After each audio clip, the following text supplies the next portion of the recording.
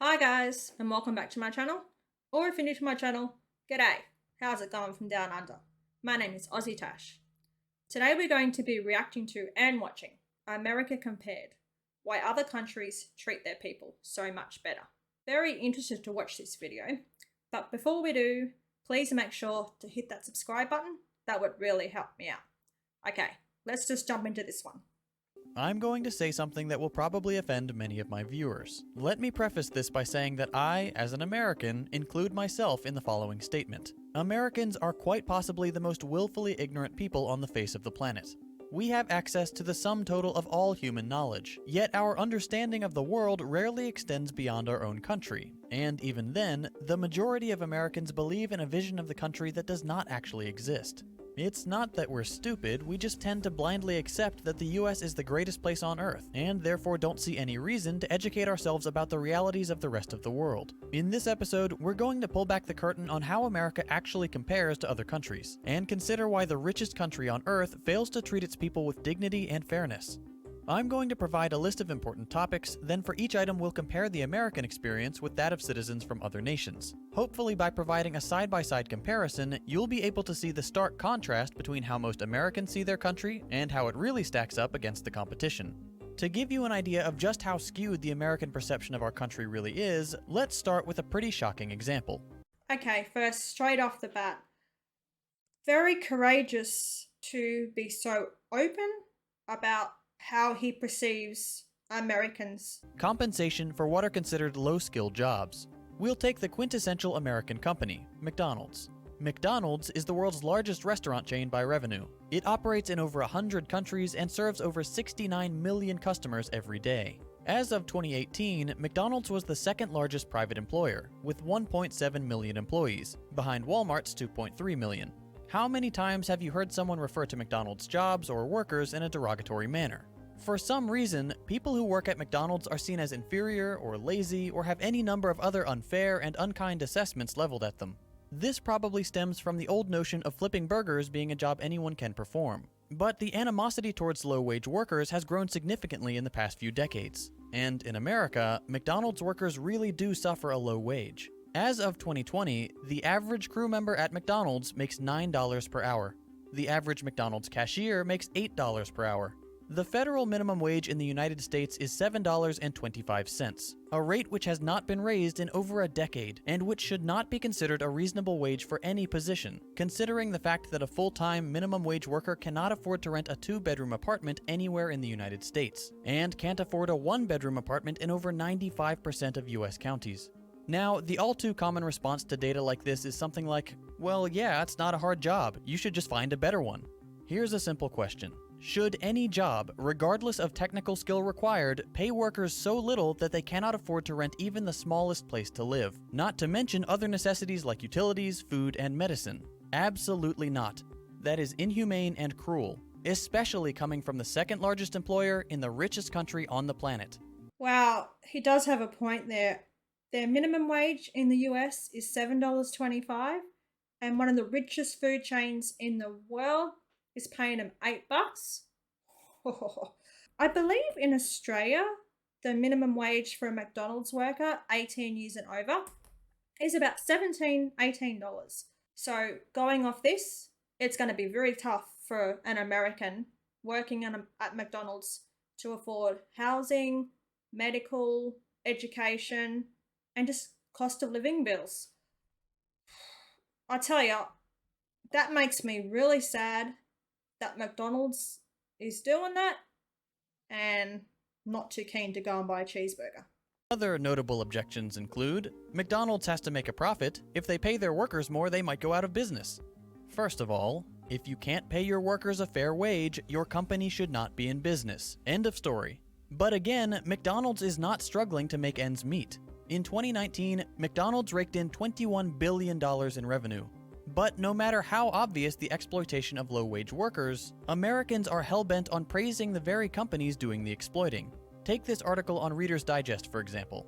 It's titled, "This is what McDonald's workers really get paid." You see that and think, oh, nice, finally some news showing how poorly these workers are compensated. Then you scroll down and nope, they're actually praising McDonald's, saying things like, the food chain is also great for paying their workers fairly, and McDonald's is one of the highest paying fast food chains in the United States. This level of sycophancy is insane. If $8 or $9 an hour is some of the highest pay in the industry, that doesn't indicate that McDonald's is paying fairly, it indicates that a massive chunk of the population is being paid poverty wages. This is where taking an international perspective is so critical. If all you see is feel-good stories about how well McDonald's workers are paid, you'll never know how badly American workers are actually being treated. Let's take the same company, the same position, but in a different country. Here's a McDonald's in Denmark. The average McDonald's worker in Denmark, for doing the same low-skill job, makes $22 per hour. Well, hold on, you hear Reader's Digest scream from across the Atlantic. McDonald's workers in America get paid vacation days after just a year of work. Wow, enticing. In Denmark, when you're hired at McDonald's, not only are you making nearly 3 times what you would make in an American Mickey D's, you also instantly have access to a full year of paid family leave and a pension. No slaving away for a year to prove your value to the company. You're hired and you're treated fairly. Simple as that. McDonald's can afford to compensate all their workers like this, but they won't, because US laws allow them to exploit American workers to the point where they're basically slaves, earning the bare minimum to survive, paying all of their income and often going into debt just to pay rent, and having no way to escape this vicious cycle because they're working such long hours. This is the case across all of America's low-wage jobs, of which there are many. The plight of the low-wage worker is incredibly dire, and all you have to do to understand that is look at how those same workers are treated in other wealthy countries. I think McDonald's in America see it as, well, hold on, if minimum wage is $7.25 and we're paying you $8, $9 an hour, we're doing you a favor. We're giving you more than what the minimum wage is required. So, yeah. I'm not sure about the benefits that you get working at McDonald's in Australia. If you're casual, you get a higher hourly rate per hour to compensate for no leave. If you're part-time on a contract, then the hourly rate will be lower, but there's allocation put away for leave, sick leave, holiday pay, things like that. Let's move on to another topic, work-life balance. Fair wages are definitely part of this equation. If you're paid fairly, you don't need to work a second job, which will free up your time to be spent elsewhere. But we're going to focus on other metrics, specifically the length of the work week, vacation time, and parental leave. Let's start with the US. Most Americans would say that 40 hours per week is full-time. That seems to be the general consensus. But, in keeping with the country's exploitative labor practices, the hilariously named Fair Labor Standards Act does not actually define what qualifies as full-time. That's left up to the employer. Okay, why does this matter? Well, think of your past part-time jobs. Did you get any benefits? Healthcare, 401k? Probably not. Most benefits, when they're offered at all, are reserved for full-time employees. Companies don't want to provide benefits because they affect their bottom line. America is all about cutting costs, and providing workers with fair compensation is a cost. So, imagine you apply for a full-time job at Best Buy. You're offered the job, but they tell you they only have part-time positions, but they can give you almost full-time. They make it sound like they're doing you a favor, offering you more hours than normal part-time. But this is just another example of employers exploiting their workers. If you work 37 hours per week, you're essentially a full-time employee, but they don't have to provide you any sort of benefits. No healthcare, no vacation, nothing. This is a common practice. Companies will hire people, but keep them just below the threshold for full-time to avoid providing fair compensation. I've seen it happen. I used to work at Best Buy and they would do it all the time. And that's just the companies who are still trying to appear generous. This is not uncommon. In Australia, companies do that as well. So, part-time, 37.5 hours a week, full-time, 40 hours a week. But a lot of companies would rather have you working 37 hours a week casually than 37 hours a week part-time, so they can also avoid the benefits. Granted, you do get paid a higher rate if you're casual, but yes, there is no benefits, no sick leave, no annual leave, no vacation time. So it's not just companies in America that do this, there are also companies in Australia that do this. Others will simply not offer benefits at all, or set their full-time positions at 50 or 60 hours per week. Sales positions are notorious for this. They'll often say, well, we expect you to work 40 hours, but all the top sellers are working 60 to 70 hours per week. This is coercion.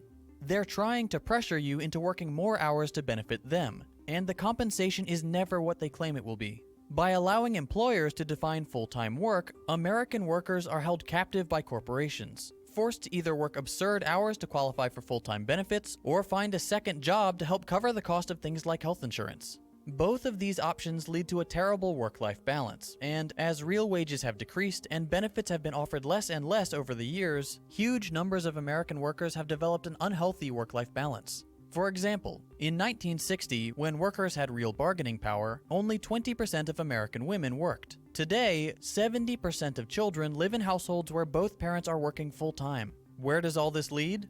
As of 2020, over 85% of American men and 66% of women work more than 40 hours per week. We work 137 more hours per year than Japanese workers, 260 more than the British, and 499 more hours per year than the French.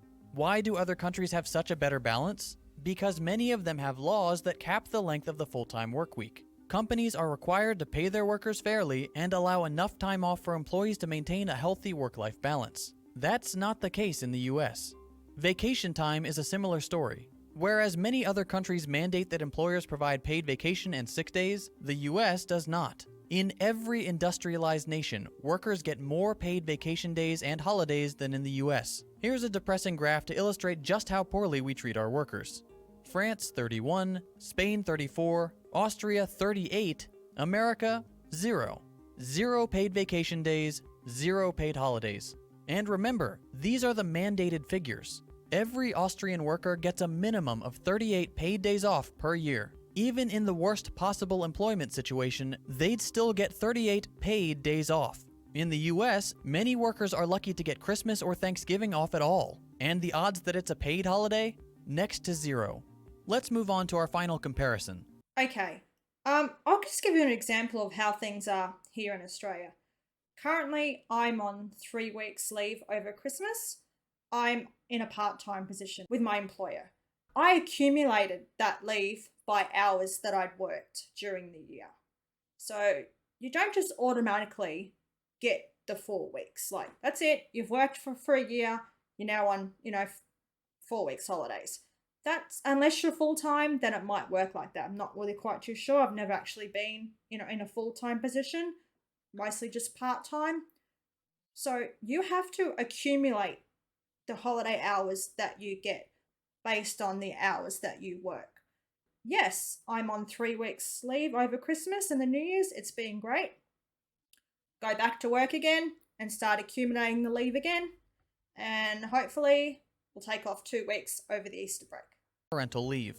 Many Americans aren't even aware this is a thing, so let me explain. When an employee of a company has a child, sometimes they're offered parental leave, a period of time where they can stay home from work to bond with and take care of their new baby. This greatly benefits the employee, the child, and, in the long run, the company, because the employee will be happier, less stressed, and more loyal to the company. Of course, offering paid parental leave doesn't benefit corporations in the short term. And if there's one thing that encapsulates the American business philosophy, it's short-term gains over all else. So it won't surprise you to learn that the US is the only industrialized nation on the planet that does not mandate some amount of paid parental leave. This may be shocking to my American viewers because being able to get paid to spend time with your newborn child sounds like an impossible dream in our dystopian labor market. And honestly, it probably is impossible in our current America. We're so invested in self-destructive capitalism that even suggesting the possibility of paid parental leave would put US politicians out of a job. That's not the case in the rest of the industrialized world.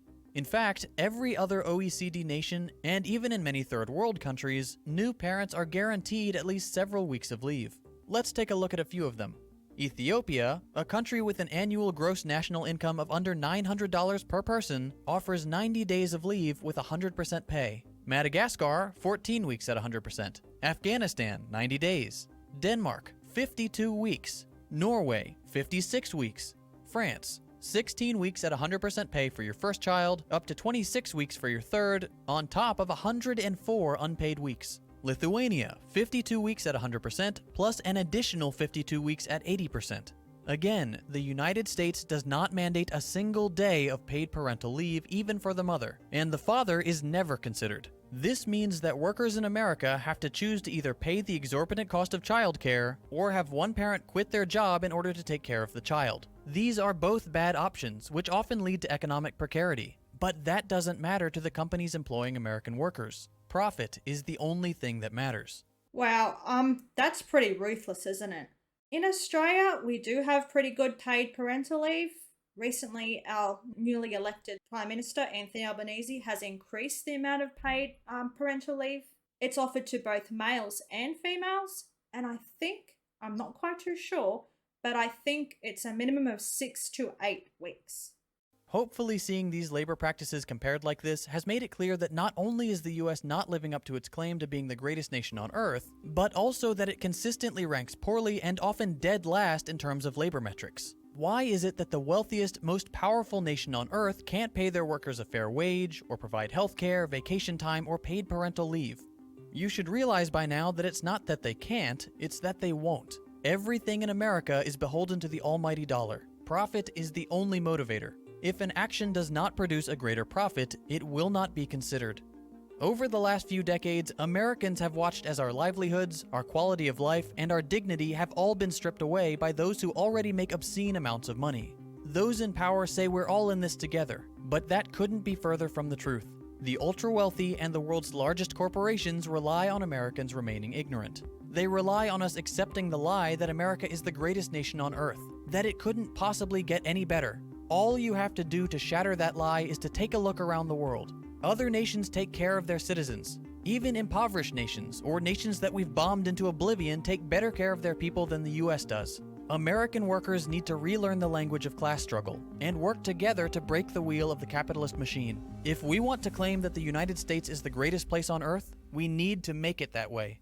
He's very upfront and brutally honest about his feelings of America and how they compare to the rest of the world in terms of minimum wage and taking care of their employees and their families. There's a saying, the rich get rich and the poor get poorer. That sort of reminds me of what I've just seen here. I'm not going to judge anybody. It's just very interesting to see how things work in another country and how it's compared to the rest of the world. That was a very brutal video to watch. Interesting, bit sad, but definitely honest and very compelling. Compared to America, paid parental leave, obviously our minimum wage is a lot higher, yet things are a lot more expensive. Healthcare, sick leave, parental leave, holiday pay. Never going to take that for granted again, I'll tell you that right now. McDonald's. I love a cheeseburger. I'm not going to stop going and having cheeseburgers, but I don't think it's McDonald's that are fully to blame. It's the laws in America. They haven't increased minimum wage for what, 10, 20 years, did he say?